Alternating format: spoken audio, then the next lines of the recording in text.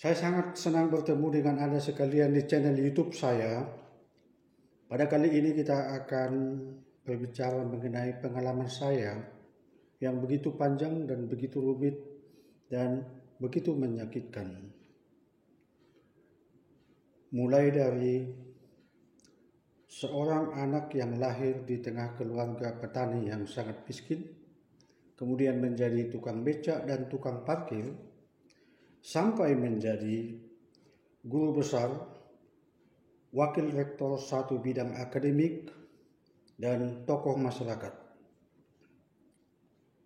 Waktu saya mengecap pendidikan di sekolah dasar, kehidupan saya begitu memprihatinkan. Setiap saya pergi ke sekolah, saya waktu itu belum punya sandal dan sepatu. Saya harus jalan kaki, kemudian pulang sekolah, saya harus bekerja di ladang dan di sawah. Seperti pada umumnya anak-anak di desa saya yang juga berada dalam kondisi ekonomi yang sangat memprihatinkan. Ketika saya tamat SD, saya melanjutkan sekolah saya ke SMP yang berada di kecamatan. Jarak tempuh antara kampung halaman saya dengan sekolah SMP ini adalah sekitar 5 km yang harus ditempuh dengan jalan kaki. Karena pada saat itu belum ada kendaraan bermotor, dan tentu tidak ada pilihan lain selain jalan kaki. Jalan kaki ini pada saat saya SMP bisa tidak menggunakan atau tidak memakai sepatu atau sandal karena kondisi ekonomi yang begitu memprihatinkan. Nah, pulang dari sekolah waktu SMP dengan jalan kaki 5 km dan tidak mempunyai jajan sama sekali untuk membeli minuman atau makanan di jalan, masih harus bekerja di sawah dan di ladang. Begitu menyakitkan kehidupan pada saat itu. Dengan kondisi ekonomi seperti ini, saya berusaha untuk mengubah kehidupan saya di suatu saat, bahwa saya akan harus lebih baik dari kondisi sekarang.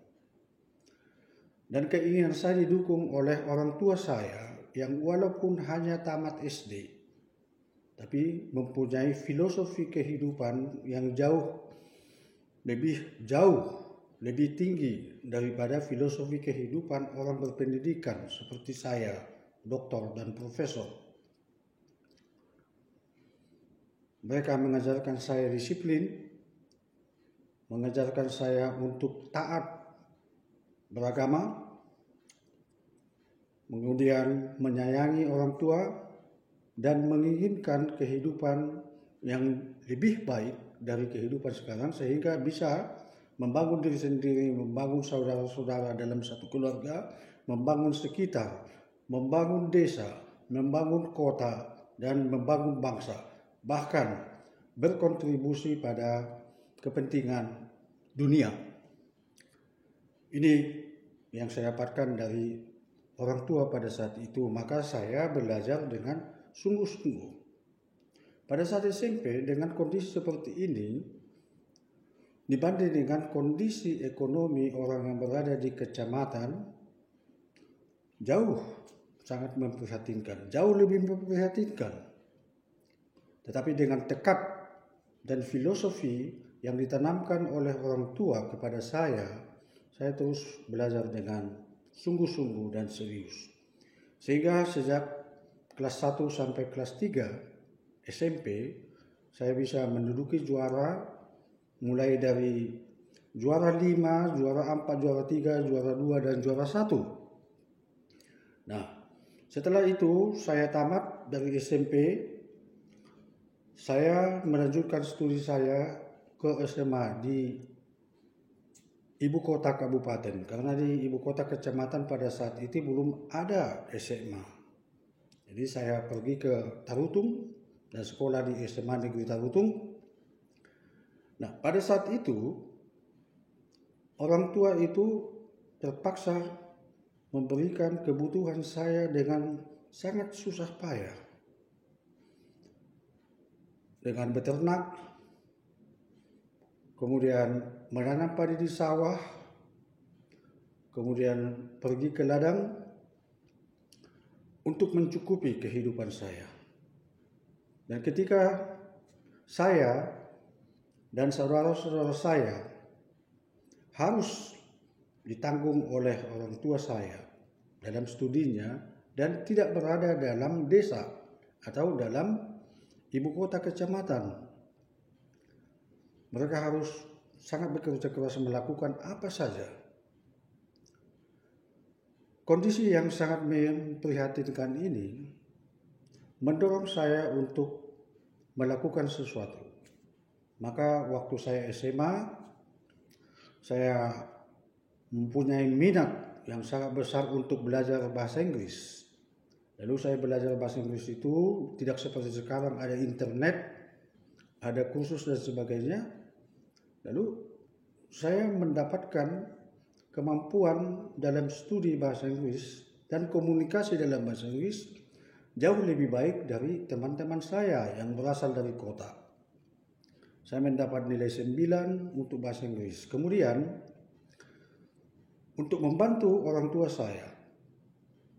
saya menyelenggarakan sebuah kursus bahasa Inggris yang diikuti oleh teman-teman saya satu kelas di sekolah dan di kelas-kelas lain yang di atas maupun yang di bawah, bahkan ada yang datang dari luar. Mereka ini memberikan pembayaran atas apa yang saya berikan kepada mereka. Sehingga pada saat itu perekonomian orang tua saya bisa teratasi sedikit dengan usaha keras saya untuk keluar dari kesulitan. Murid saya pada saat itu ada sampai 10-20 orang. Lalu saya kumpul-kumpul semua, setiap bulan saya mendapat penghasilan untuk mencukupi dan bahkan melebihi kebutuhan saya waktu studi di SMA. Dan saya merasa sangat senang dan sangat bahagia, bahkan ketika saya libur pulang ke kampung, saya membawa oleh-oleh kepada orang tua saya untuk menyenangkan mereka. Tetapi pada saat libur ini saya tidak bermain-main seperti orang lain. Saya harus pergi ke ladang dan ke sawah untuk memanfaatkan hari libur supaya bisa menghasilkan uang untuk saya gunakan ketika saya pulang ke kota atau ibu kota kabupaten untuk belajar. Begitu menyakitkan, tetapi begitu indah untuk dikenang.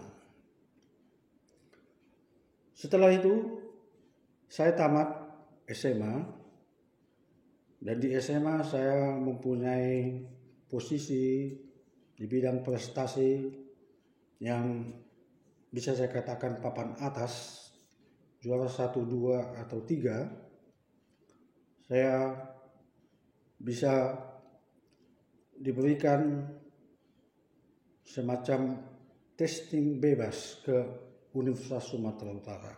Tanpa testing bisa masuk. Tapi pada saat itu saya tidak terlalu menginginkan jurusan yang ditawarkan, yaitu antropologi. Kemudian saya mengikuti tes masuk perguruan tinggi yang waktu itu namanya UMPTN, ujian masuk perguruan tinggi negeri. Saya masuk menumpang ujian untuk pada saat itu IKIP dan USU. Sangat menyenangkan dan membahagiakan. Saya lulus jurusan bahasa Inggris di IKIP dan USU. Kemudian saya pilih USU, jurusan bahasa Inggris. Tetapi keadaan kehidupan menjalani cerita yang baru.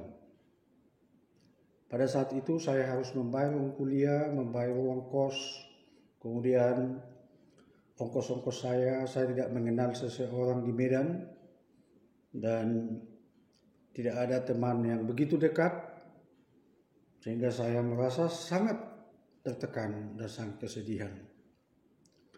Waktu saya datang ke Medan setelah saya lulus, orang tua saya hanya memberikan saya ongkos untuk naik bus dari Medan, dari desa saya ke kecamatan, kemudian dari kecamatan ke Medan. Waktu itu saya ingat masih naik bus yang namanya Martimbang. Kemudian yang diberikan orang tua saya adalah uang kuliah saya untuk 1 tahun. Dan uang makan saya dan biaya-biaya lainnya untuk 1 bulan. Saya begitu tertekan. Saya tidak tahu mau pergi kemana. Akhirnya saya menjadi tukang becak. Dengan tukang becak ini, yaitu becak dayung, saya tertolong secara ekonomis, sehingga ongkos-ongkos saya, ongkos angkot, waktu itu namanya Sudako, dari tempat kos saya ke USU bisa terpenuhi. Tetapi saya harus memikirkan uang makan saya, kemudian sewa kamar saya. Tetapi demi kesuksesan dan mengingat filosofi orang tua bahwa saya harus lebih baik besok dibanding sekarang, dan bulan depan, tahun depan jauh lebih baik dari kondisi sekarang, saya terus berjuang. Dengan mengandalkan penghasilan dari seorang tukang becak, saya bisa memenuhi makanan, ongkos-ongkos saya, makanan saya, dan biaya studi untuk beli buku dan yang lain-lain. Tetapi ini tentu harus bekerja keras. Kadang-kadang saya harus, sebelum kuliah saya menarik becak, dan setelah pulang saya menarik becak juga. Jadi sebenarnya tidak ada logika bahwa saya bisa mengikuti teman-teman saya dan bisa mengerjakan tugas-tugas yang diberikan oleh dosen saya. Tetapi demi tekad dan dorongan orang tua untuk menjadi lebih baik dari sebelumnya, saya tetap bertahan dan berjuang. Setelah itu saya menjadi tukang parkir. Saya ingat itu di pusat pasar Sambu, Medan. Waktu itu pekerjaan tukang parkir ini harus dilakukan mulai pagi sampai sore. Padahal saya kuliah pada pagi hari. Jadi saya sangat pusing bagaimana melakukan ini. Tetapi saya merasa bahwa tukang parkir ini jauh lebih bagus daripada tukang becak. Makanya saya bertahan menjadi tukang parkir.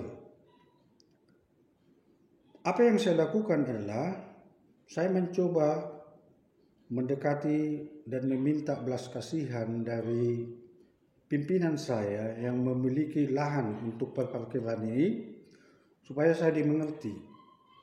Karena dia juga punya banyak karyawan, tukang parkir lainnya, dan yang menjaga toilet di pusat pasar.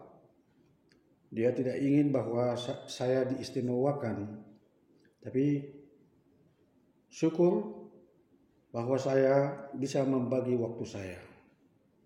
Misalnya pada pagi hari, kalau tidak masuk pukul 8 sampai pukul 10, saya akan pergi ke Sambu untuk menjadi tukang parkir.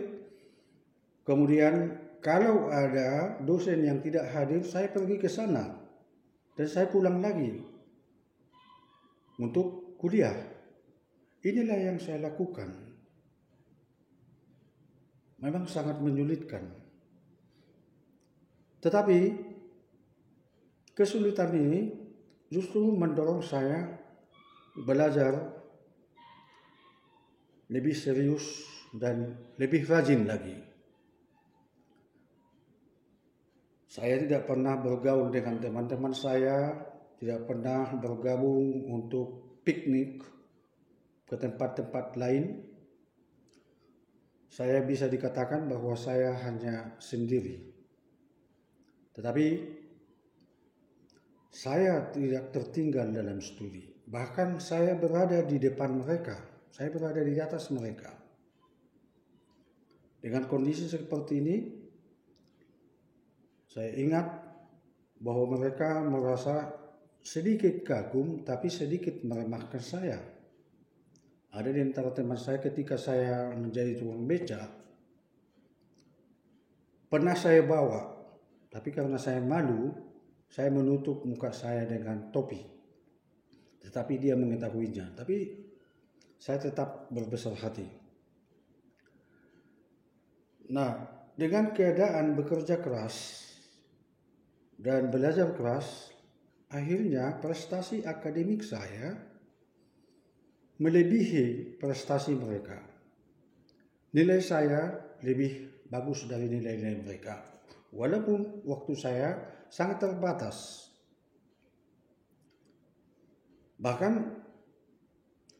saya menjadi mahasiswa pertama yang menamatkan studi saya dari semua teman saya satu angkatan. Padahal mereka dilengkapi dengan apa yang mereka butuhkan. Nah ini, pada saat saya menjadi tukang parkir, saya tetap berpikir bahwa saya tidak harus tetap menjadi tukang parkir.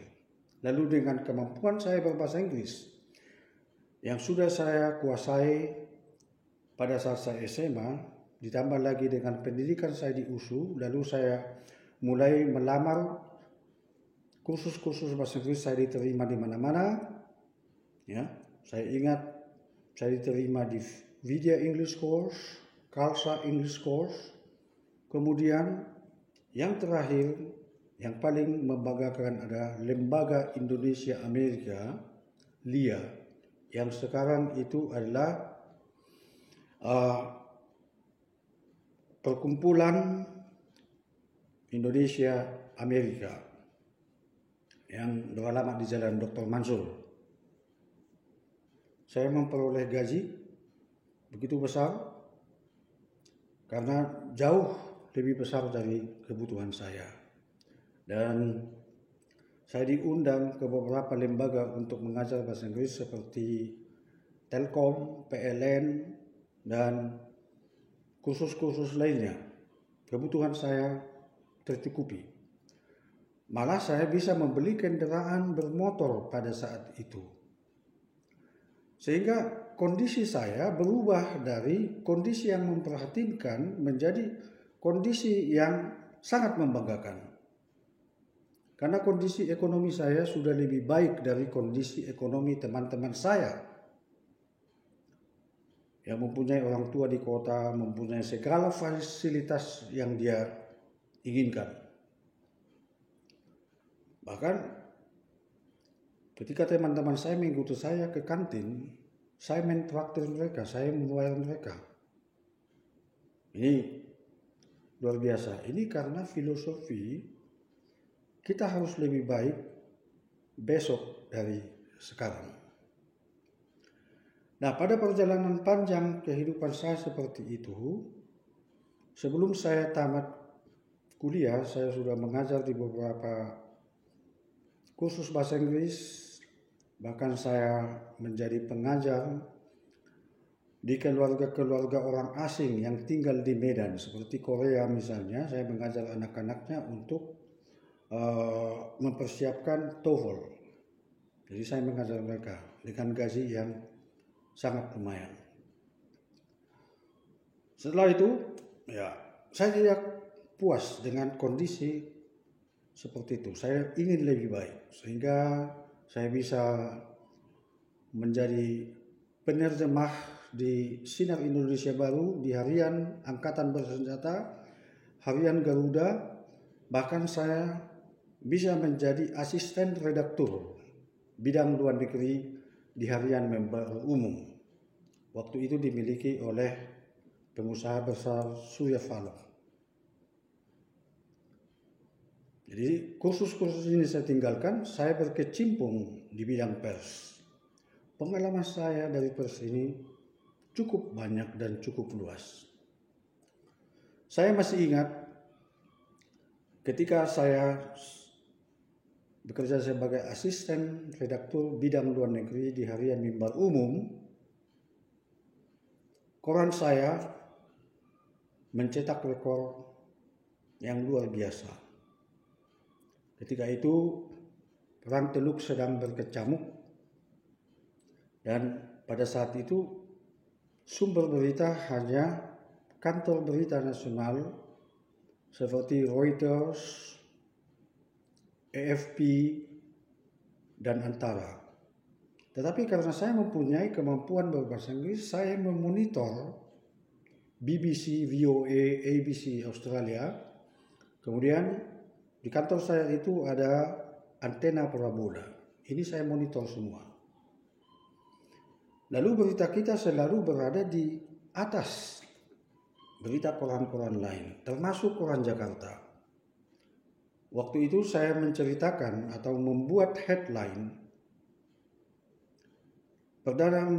calon Perdana Menteri Rajiv Gandhi tewas ketika dia ditembak pada saat dia melakukan kampanye politik untuk pemilihan Perdana Menteri. Semua koran mengatakan bahwa Rajiv Gandhi koma. Tapi saya terus mengikuti perkembangan ini sampai pukul 12 tengah malam. Kami berani dengan monitor saya, dengan sumber-sumber berita CNN dan kantor berita dan radio untuk mengatakan Rajiv Gandhi tewas. Kamilah satu-satunya koran yang membuat headline Rajiv Gandhi tewas. Ini pengalaman yang sangat berharga bagi saya yang tak bisa saya lupakan. Kemudian liputan kami mengenai Perang Teluk juga leading, berada di depan semua orang. Atas sumber-sumber yang kami dapat dan analisis yang pada saat itu saya selalu tampilkan atau sajikan setiap hari. Ini satu kebanggaan yang luar biasa. Dan juga saya pernah mendapat piagam penghargaan dari Kedutaan Besar Kanada atas liputan saya mengenai investasi Kanada di Sumatera Utara.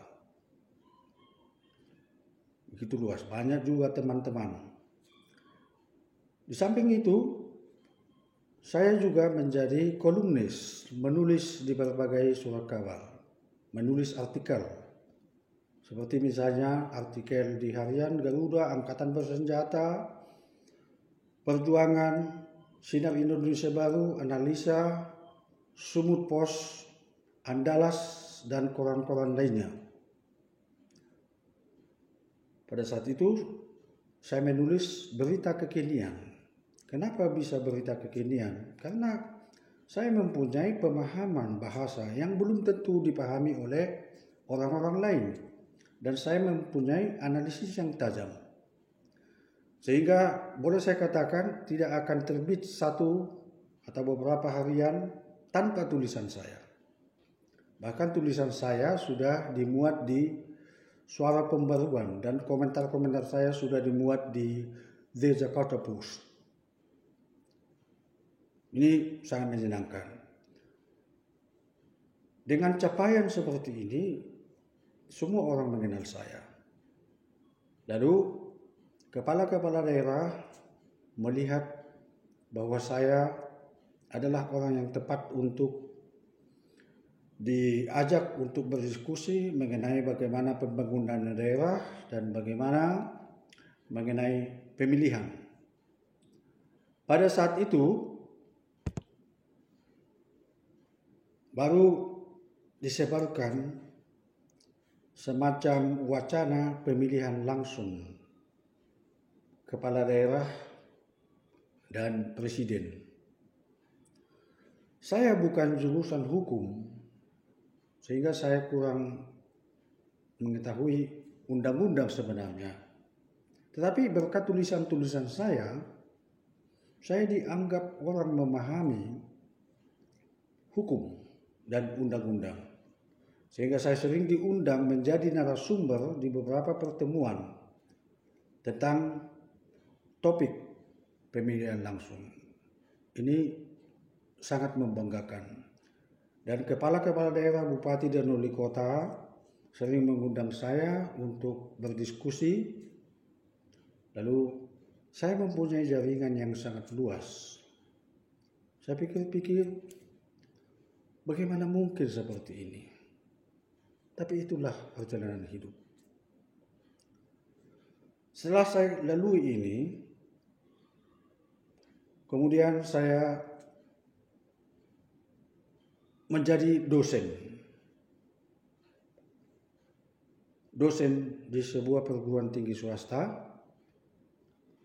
Lalu saya melamar menjadi dosen Kopertis, yaitu dosen PNS yang ditempatkan di swasta. Dan saya menang dalam tes.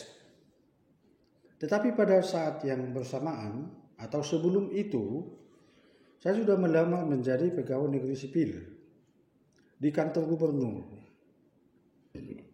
di Departemen Penerangan, dan di lembaga-lembaga lain, dan saya menang. Saya pernah beberapa saat bekerja di kantor gubernur di Biro Humas. Waktu itu pekerjaan saya adalah menggunting atau mengclipping koran. Padahal saya ingat bagaimana mungkin kerja saya seperti ini, karena saya sudah pernah redaktur di suatu surat kabar. Lalu saya tes dosen jadi dosen Kopertis wilayah 1 dan saya diterima. Lalu saya tinggalkan kantor gubernur dan saya menjadi dosen. Syukur. Ini menjadi berkat bagi saya, karena dengan saya menjadi dosen, saya bisa melanjutkan studi saya menjadi master atau magister, kemudian menjadi doktor, dan menjadi profesor atau guru besar. Nah, ini begitu menyenangkan, berliku-liku, dan hampir tidak masuk akal. Dengan adanya ini, prestasi yang saya capai seperti ini, saya dikenal banyak orang, sehingga saya terlibat dalam banyak kegiatan sosial. Saya ingat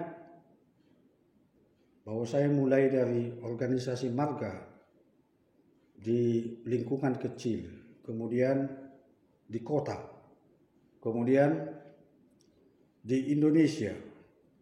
Dan saya sekarang menjadi wakil ketua FKS Porapi Panggabean Nasional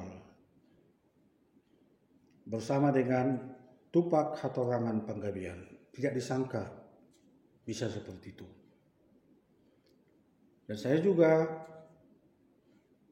menjadi aktivis atau orang yang memberikan perhatian kepada kehidupan sosial, misalnya di gereja, kegiatan-kegiatan sosial lainnya, dan bahkan saya menjadi beberapa pengurus dan penasehat di organisasi-organisasi seperti Pesparawi tingkat Medan, kemudian PIKI Sumatera Utara, dan banyak lagi organisasi.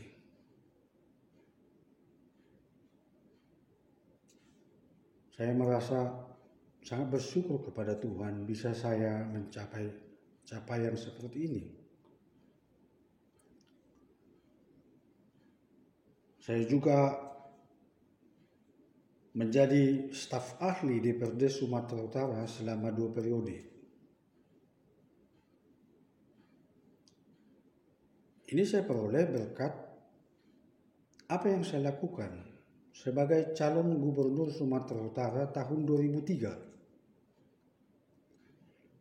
Waktu itu komentar saya paling banyak disoroti di media massa. Tahun 2004 saya menjadi calon bupati di Tapanuli Utara. Tetapi saya hanya sampai pada uji kelayakan dan kepatutan atau fit and proper test di tingkat fraksi. Jadi saya tidak bisa sampai ke calon yang harus berkompetisi menjadi kepala daerah. Tapi ini sudah sangat kebanggaan. Bagaimana seorang petani tukang beca bisa menjadi calon gubernur dan calon bupati? Bagaimana seorang tukang beca, tukang parkir menjadi tokoh masyarakat? Sebagai penasehat di berbagai organisasi, baik di bidang kemasyarakatan, keagamaan, kemudian dan keilmuan. Di bidang keilmuan, saya menduduki jabatan mulai dari dosen biasa, ketua program studi, wakil dekan, wakil rektor, kepala pusat bahasa, dekan beberapa periode di beberapa universitas. Di samping itu, dalam melaksanakan kegiatan Tridharma perguruan tinggi yang harus dilakukan oleh dosen, saya mempunyai prestasi sebagai penulis atau kontributor di jurnal-jurnal bereputasi tingkat internasional yang terindeks Scopus. Ini jurnal yang sangat sulit ditembus. Saya bisa menembus itu. Dan berkat itu makanya saya menjadi profesor. Sangat mengagumkan. Saya sangat bersyukur. Seterusnya, beberapa universitas yang pernah menjadi tempat saya menjadi tempat mengajar itu di berbagai perguruan tinggi. Mulai dari Medan, banyak sekali universitas di mana saya bekerja.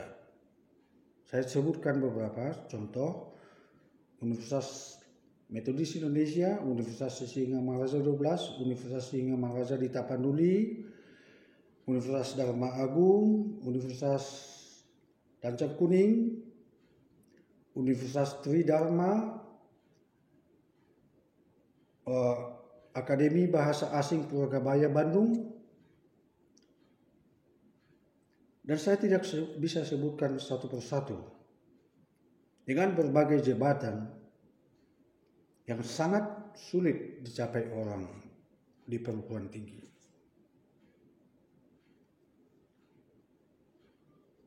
Saya tentu tidak membayangkan bahwa ini semua akan terjadi. Dalam prestasi akademik saya mendapat piagam penghargaan yang ditandatangani oleh Presiden Joko Widodo, yaitu Satya Lencana. Saya mendapat penghargaan dari Koperti Sudah Satu sebagai dosen berprestasi. Saya mendapat penghargaan dari DPRD Sumatera Utara sebagai staf ahli. Saya mendapat penghargaan dari Kedutaan Besar Kanada atas liputan saya terhadap investasi Kanada. Begitu banyak. Nah, apa yang saya maksudkan di sini adalah kalau Anda merasa Anda berada dalam kondisi ekonomi yang sangat memprihatinkan, Anda seorang petani, Anda seorang tukang beca, Anda seorang tukang parkir atau pemulung, jangan katakan bahwa ini adalah nasib saya. Nasib Anda seperti ini justru akan mendorong Anda lebih maju dari keadaan sekarang, dan Anda bahkan akan lebih maju dari orang-orang yang Anda sudah ikuti, dan bahkan Anda melampaui mereka. Yang perlu adalah tekad untuk lebih baik besok daripada sekarang, minggu depan, bulan depan, tahun depan, jauh lebih baik dari kondisi sekarang. Hanya kita yang bisa mengubah kehidupan kita semua. Yang penting saya kemukakan di sini adalah bahwa salah satu kunci yang terakhir adalah ketekunan. Kemudian membangun jaringan. Kemudian menguasai bahasa asing, bahasa global, yaitu khususnya bahasa Inggris. Kemudian menguasai teknologi informasi. Ini harus dikombinasikan sehingga Anda bisa mengubah Anda dari seorang yang marginal menjadi pemain global atau global player. Karena you are who you think you are. Kamu adalah siapa yang kamu pikirkan kamu. Kamu memikirkan bahwa kamu akan lebih baik dari sekarang, itu akan jadi. Kamu memikirkan bahwa kamu akan menjadi profesor, itu akan jadi. Kamu memikirkan bahwa kamu akan menjadi tokoh politik, itu akan jadi. Kamu memikirkan bahwa kamu akan menjadi tokoh masyarakat, itu akan jadi. Tanamkan di pikiran Anda. Canangkan tekad, mimpikan, lakukan. Karena ketika Anda memikirkan dan Anda bertekad tentang sesuatu yang Anda capai, ini akan menjadi darah daging. Dan setiap pikiran Anda, ucapan Anda, dan langkah Anda akan ditujukan untuk mencapai keinginan Anda. Ingat bahwa orang-orang besar, orang-orang terkemuka, kebanyakan berasal dari keluarga yang memprihatinkan, keluarga yang broken home. Barack Obama berasal dari keluarga yang broken home. Bapak dan ibunya bercerai. Mike Tyson itu adalah keluarga dari broken home. Begitu banyak lagi, apalagi orang-orang yang sukses sekarang di tingkat nasional dan tingkat daerah. Kalau Anda telusuri, itu keluarganya berada atau berasal dari keluarga yang sangat memprihatinkan. Ada petani, ada guru, ada tukang beca, ada tukang, ada supir, itu semua. Tapi sekarang mereka bisa jauh lebih maju dari orang-orang yang mempunyai kecukupan. Dan saya ingin memesankan kepada orang yang memperoleh semua yang diinginkannya. Kalau orang miskin, orang terbelakang, orang yang lahir di desa bisa maju, kenapa Anda tidak bisa maju dengan fasilitas yang tersedia seperti yang Anda inginkan? Semestinya Anda harus lebih maju dari orang-orang dari desa ini, yang terpencil ini, orang yang marginal ini. Maksud saya adalah orang yang terbelakang, yang marginal bisa maju, dan orang yang berkecukupan justru harus lebih maju. Sehingga kita bisa berguna bagi diri kita sendiri, bagi keluarga kita, bagi bangsa, dan bagi dunia. Inilah yang saya bisa bagikan kepada Anda sekalian. Semoga ini menjadi motivasi untuk keluar dari tekanan, untuk keluar dari keterbelakangan dan kemiskinan, menjadi lebih baik, lebih berhasil, dan bahkan berkontribusi kepada orang banyak.